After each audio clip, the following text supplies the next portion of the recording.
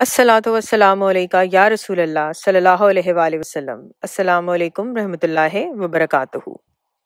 آج کتاب جواہر العشق سے جو ٹاپک بیان کروں گی اس کا نام ہے جو جانے وہ چپ رہے، جو بولے وہ جانے نہ۔ میں نے اکثر لوگوں کو یہ کہتے سنا ہے کہ جو رب کو پالے یا اس کا دیدار کر لے وہ بولتا نہیں بلکہ خاموش ہو جاتا ہے۔ تو سوچ میں پڑ گیا کہ ایسا کیوں کہا گیا، جبکہ اللہ نے کہا ہے کہ ہم نے کھول کھول کر آیات بیان کر دی ہے۔ قرآن میں غوطہ لگایا تو معلوم ہوا کہ اللہ تعالیٰ فرماتے ہیں، آیت جس کا مطلب ہے جو لوگ حق بات جانتے ہوئے چھپاتے ہیں جو ہم نے بیان کر دی ہے تو اللہ اس پر لعنت بھیجتا ہے۔ حضرت علی رضی اللہ عنہ نے فرمایا کہ 313 قسموں کا رزق ہے جس میں سے سب سے بہتر روحانیت ہے، جب ملے اسے بانٹ دو، ہم اس کے علم میں اور اضافہ کر دیں گے اور اللہ سخاوت کو پسند کرتا ہے۔ غوث پاک رحمۃ اللہ علیہ کا فرمان ہے کہ برتن میں جو چیز ہوگی وہی باہر نکلے گی۔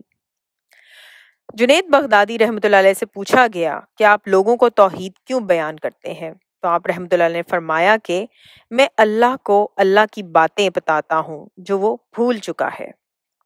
شیخ سعدی رحمۃ اللہ علیہ سے پوچھا گیا کہ اتنا مرتبہ اور مقام کیسے پایا، تو آپ نے فرمایا فضول گوئی سے بچ کر، یعنی بلا وجہ زبان کا استعمال نہ کر کے۔ تب کہیں جا کر یہ بات سمجھ میں آئی کہ جن اللہ والوں نے یہ بات کہی ہے کہ جاننے والا خاموش ہو جاتا ہے، وہ اس بات کو مد نظر رکھ کر کہی گئی ہے کہ فضول بات نہیں کرنی چاہیے، جب بھی کرنی ہے تو حق بات کرنی ہے، ورنہ سب کسی نہ کسی اولیاء کا حوالہ دیتے ہیں، آخر وہ بھی تو بیان کیا ہی گیا ہے، ورنہ یہ سب بھی خاموش رہتے۔ تو یہاں سوال میرا یہ بنتا ہے کہ جو کہتے ہیں کہ دیکھنے والا چپ ہو جاتا ہے اور جو بولے وہ ابھی مکمل نہیں ہے، کیا جن اولیاء اللہ کی ہم مثالیں دیتے ہیں ان میں سے کوئی بھی مکمل عارف نہیں تھا؟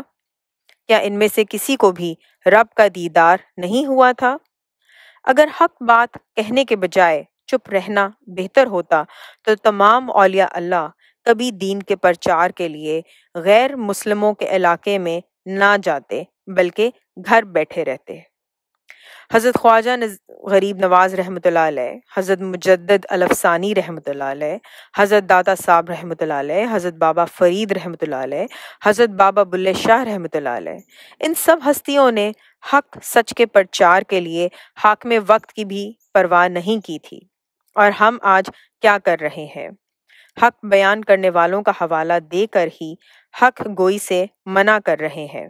یقیناً لمحہ فکریہ ہے یہ ہم سب کے لیے۔ انشاءاللہ کل نیکسٹ ٹاپک۔ السلام علیکم رحمۃ اللہ وبرکاتہ۔